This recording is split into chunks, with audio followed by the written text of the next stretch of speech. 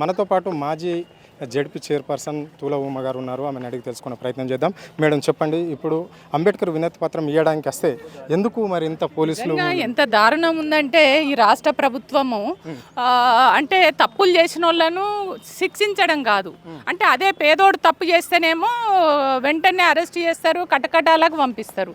అందేందుకు BRS పార్టీకి సంబంధించిన ప్రభుత్వం ఇచ్చిన హామీలు అమలు చేస్తలేరని మామూలు పోస్టులు పెడితే కూడా వాళ్ళను అరెస్ట్ చేసి జైల్లో పెట్టి లోపలికి పంపిస్తున్నారు. అదే ఒక మైనర్ బాలిక పైన ఇవాళ బండి సంజయ్ కొడుకు బండి భగీరథ్ మైనర్ బాలికను అత్యాచారం చేసి అరాచకాలు చేసి నానా రకాల శారీరకంగా మానసికంగా ఒత్తిడి చేసి ఇబ్బంది పెట్టినప్పటికీ వాళ్ళ కుటుంబ సభ్యులు పోలీసులకు దరఖాస్తు ఇచ్చి అయ్యా నా బిడ్డకు న్యాయం చేయండి అని అడిగితే కూడా ఇప్పటి వరకు న్యాయం చేయలేదు.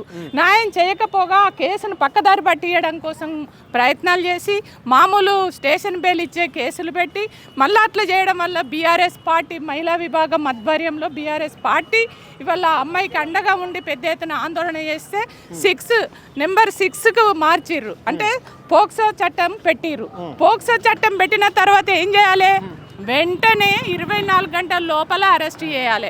అరెస్టు చేయకపోగా ఇంకా ఆ బాలిక పైననే లేనిపోని ఆరోపణలు చేసి ఆ అమ్మాయిదే తప్పైనట్టుగా చిత్రీకరించేటువంటి ప్రయత్నం వాళ్ళు చేస్తున్నారు. ఇవాళ ఆ మైనర్ బాలిక పై అత్యాచారం చేసినటువంటి బండి భగీరథను కాపాడడం కోసం బండి సంజయ్ శతవిధాల ఈ రాష్ట్రంలో ఉన్న ప్రభుత్వము, ఈ రాష్ట్ర ముఖ్యమంత్రిని, అటు కేంద్ర ప్రభుత్వం రాష్ట్ర ప్రభుత్వం ఇద్దరు రెండు కూడా ఒకటై ఇవాళ కేసును పక్కదారి పట్టించేటువంటి ప్రయత్నం చేస్తున్నారు. కాబట్టి ఇవాళ తక్షణం ఈ బండి సంజయ్ కూడా మొదటి ముద్దాయి అవుతాడు. మొదటి ముద్దాయి బండి భగీరథ్ ఎట్లయితే ఇవాళ కేసులో పోక్సో చట్టంలో నెంబర్ 1 ఉన్నాడో బండి సంజయ్ కూడా ఖచ్చితంగా మొదటి ముద్దాయి అవుతాడు. ఆయన కూడా నేరస్తుడే అవుతాడు. ఆయనను తక్షణమే ఖచ్చితంగా బండి సంజయ్ కొడుకును అరెస్ట్ చేయాలి. బండి సంజయ్ కూడా తక్షణమే రాజీనామా చేసి ఆయనను కూడా కస్టడీలోకి తీసుకోవాలని చెప్పేసి నేను డిమాండ్ చేస్తున్నాను. ఓకే మేడం, మరి ఇప్పుడు అదే పేదవాళ్ళకంటే ఇలాగనే ఉండేదా ఇన్ని రోజులు? తెలుస్తుంది చట్టాలు ఉన్నోళ్ళ కోసమే పనిచేస్తున్నాయి అనేది ఈ సంఘటన ద్వారా మనకు అర్థమవుతున్నది. అదే పేదోడికో చట్టము, ఉన్నోళ్ళకో చట్టం, లేనోళ్ళకో చట్టం అనేది ఇక్కడ మనకు కనబడుతుంది. కాబట్టి ఇప్పటికైనా ఇవాళ ఈ ప్రభుత్వం కళ్ళు తెరిచి నేరస్తులకు శిక్ష వేసే విధంగా చర్యలు తీసుకోవాలని డిమాండ్ చేస్తున్నాం. ఇది పరిస్థితి మనం చూస్తున్నాం కదా. ఇక్కడ బీఆర్ఎస్కి సంబంధించిన మహిళా విభాగాన్ని కూడా పూర్తిగా అరెస్ట్ చేసే ప్రయత్నం చేస్తున్నారు. పోలీసులు అరెస్ట్ చేస్తున్నారు. వాళ్ళని ఎక్కడికెక్కడ కూడా కస్టడీ చేయడం, అరెస్ట్ చేయడం అనేది వాళ్ళు లక్ష్యంగా పెట్టుకున్నారు. మనం చూస్తున్నాం కదా, ఇక్కడ గేట్ దగ్గర కూడా అంబేద్కర్ విగ్రహం దగ్గర ఉన్న గేట్ దగ్గర కూడా వాళ్ళను రానిచ్చే ప్రయత్నం అయితే వాళ్ళు చేయడం అనేది అయితే జరుగుతుందని చెప్పేసి కూడా మనం చెప్పుకోవచ్చు.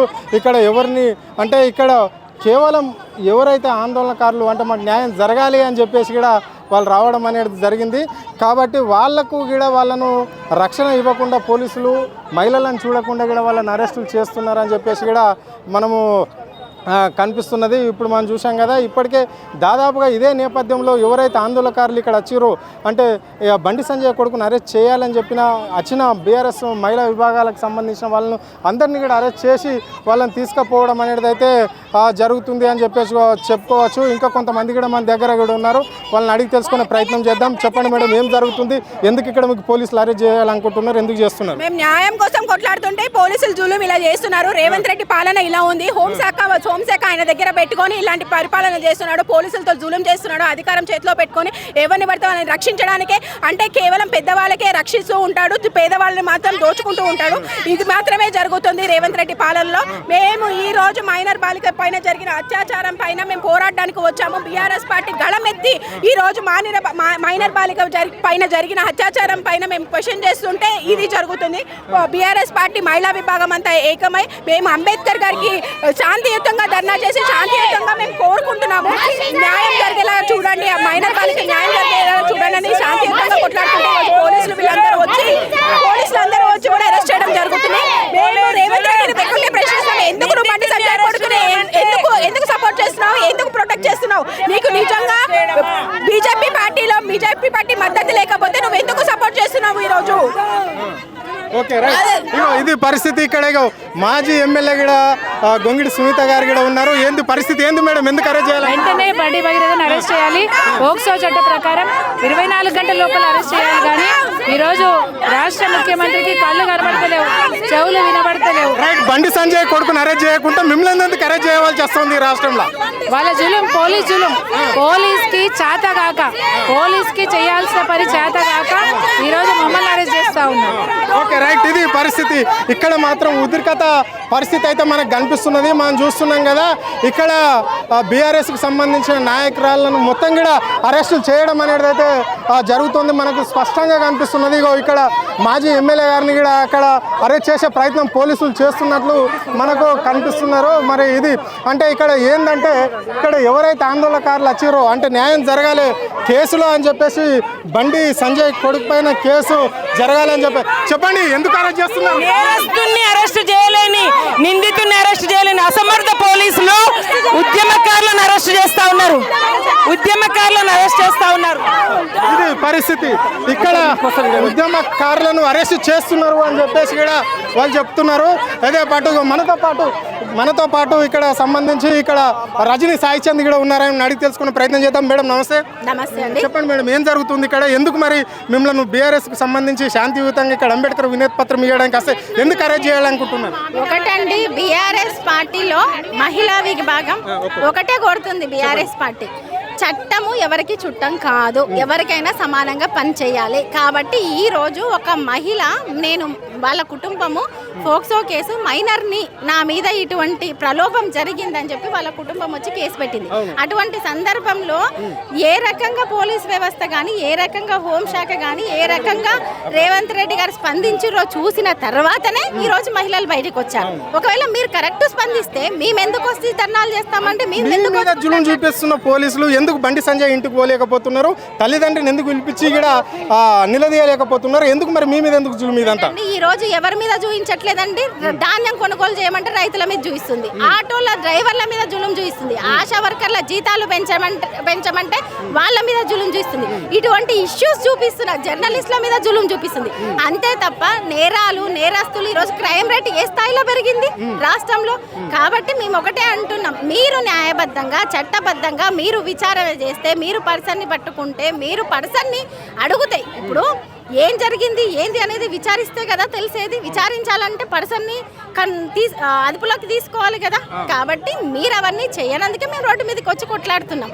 అయితే ఈ రోజు ఒకటి ఇంతమంది మహిళలను అరెస్ట్ చేయడానికి వస్తుంది, ఇంతమంది మహిళలను కొట్టడానికి వస్తుంది, ఇంతమంది మహిళల మీద దాడి చేయడానికి వస్తుంది. కానీ మళ్ళీ మహాలక్ష్ములు అని చెప్తూ ఇంకోటి అని చెప్తూ మహిళలు ఓట్లు వేయించుకోవడానికి వస్తుంది. ఒక మైనర్ బాలిక వచ్చి కేసు పెడితే మీకు కరెక్ట్ విచారించడానికి ఈ రోజు మహిళగా మీరు ఏం కోరుకుంటున్నారు? ఎలాంటి న్యాయం కావాలని కోరుకుంటున్నారు? మీరు ఒకటండి, సమాజంలో అది ఎవరైనా సరే ఈ రోజు మహిళకి మైనర్ బాలికకి జరుగుండొచ్చు, ఇంకొకరికి జరుగుండొచ్చు. సమాజంలో ఏదైనా ఎటువంటి అన్యాయమైనా ఎవరికి జరిగినా సాధారణంగా అది కింది స్థాయి నుంచి పై స్థాయి వరకు ఒకటే రకమైన విచారణ ఉండాలి. మీరు ఒకరికొకలాగా ఇంకొకలాగా ఎందుకు బిహేవ్ చేస్తున్నారు అంటే, కేంద్ర సహాయ మంత్రి కొడుకు అయితే లేదు, ఒక ప్రజాప్రతినిధి పిల్లలైతే ఈ రకంగా ఉంటుందా అండి? అదే ఒక సాధారణంగా ఒక బస్తీలో కింది స్థాయిలో కూలీ పని చేసుకునేటోళ్ళు ఏ తప్పు చేయకుండా రాత్రి గుంజుకుపోతున్న వ్యవస్థలను చూస్తున్నాం. కాబట్టి మేమేమంటున్నా, అది ఎవరైనా వీళ్ళు వాళ్ళు అన్నట్లేదు. నా కొడుకు ఎలాంటి తప్పు చేయడు, నాకు చెప్పిండు, న్యాయం మా వైపే ఉంటుంది అని చెప్పేసి అంటున్నాడు. కావాలని కొంతమంది చేయడం వల్లనే నా రాజకీయ భవిష్యత్తు లేకుండా చేద్దామని ఆలోచనతో నేను బీసీని కాబట్టి కింది స్థాయి నుంచి వచ్చిన కాబట్టి అందుకే ఇలాంటి ఘటనలు నా పైన రుద్దుతున్నారు అని చెప్పేసి కూడా సంజయ్ స్పష్టంగా చెప్పడం జరిగింది. దీన్ని ఎట్లా చూస్తారు మీరు? నిజంగానే మీ కొడుకు ఎటువంటి తప్పు చేయలేదన్నప్పుడు భయపడాల్సిన అవసరం లేదు. బహిరంగంగా బయటికి రండి, విచారణకు సహకరించండి. ఈ రోజు మీకు కూడా తెలియకుండా లేదు, ఇంత పెద్ద హోంశాఖకు కూడా దొరకకుండా లేదు, రేవంత్ రెడ్డి గారికి కూడా దొరకకుండా ఈ రోజు ఎలా ఒక చిన్న, ఇప్పుడు ఫర్ ఎగ్జాంపుల్ నా కొడుకుకు నా రాజకీయాలతో నా కొడుకుకు సంబంధం లేదని మాట్లాడే వాళ్ళు మరి ఈ రోజు ఎలా తప్పించుకున్నాడు? ఈ రోజు ఎందుకు పోలీసు డిపార్ట్మెంట్ పట్టుకోలేకపోతుంది అనేది ఆలోచించాలి. మేము బండి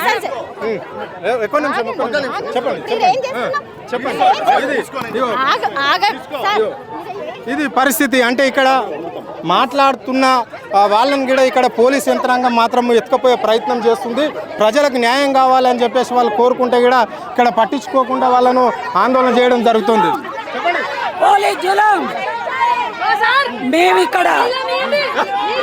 మేమిక్కడ అంబేద్కర్ గారికి వినతి పత్రం ఇవ్వాల్సి వచ్చినందుకు మమ్మల్ని అరెస్ట్ చేసి తీసుకుపోతున్నందుకు పోలీసుల దౌర్జన్యం ఇవాళ సీఎం ఆధ్వర్యంలో మీరు చేస్తున్న జులుం నశించాలి. పోలీస్ జులుం నశించాలి. పోలీస్ జులుం. CM down down down down CM down down CM down down CM అంటూ కూడా వాళ్ళు నినాదాలు చేసినప్పటికీ కూడా ఇగో ఇక్కడ మాత్రం చూస్తున్నాం కదా వాళ్ళను పోలీసుల మధ్యలో ఇక్కడ ఆందోళనకారుల మధ్యలో బీఆర్ఎస్ సంబంధించిన మహిళల మధ్యలో ఇక్కడ ఎంతో హఠాత్తుట జరుగుతున్నట్ల పరిస్థితి అయితే మనకు కనిపిస్తున్నది. అంటే వాళ్ళు వీళ్ళని తోపించుకోవడం అనేది అయితే జరుగుతున్నది. ఇక్కడ ఏదైతే వినతి పత్రం అంబేద్కర్కు ఒక మైనర్ బాలికకు న్యాయం జరగాలి, సెంట్రల్ మంత్రి కొడుకు అయినప్పటికీ కూడా ఎందుకు అరెస్ట్ చేయలేరు అని చెప్పేసి కూడా వాళ్ళు వచ్చి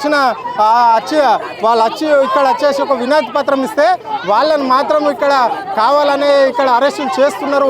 అంటే ఇక్కడ మమ్మల్ని అరెస్ట్ చేయడం కాదు, ఇక్కడ సెంట్రల్ మినిస్టర్ కొడుకును అరెస్ట్ చేయాలని చెప్పేసి కూడా వాళ్ళు స్పష్టంగా చెప్పడం అనేది అయితే జరుగుతున్నది. ఇది అంటే ఇక్కడ కావాలని చేస్తున్న ఈ పన్నాగం అని చెప్పేసి కూడా వాళ్ళు చెప్పడం అనేది అయితే జరుగుతుంది అని చెప్పేసి కూడా చెప్తున్నారు.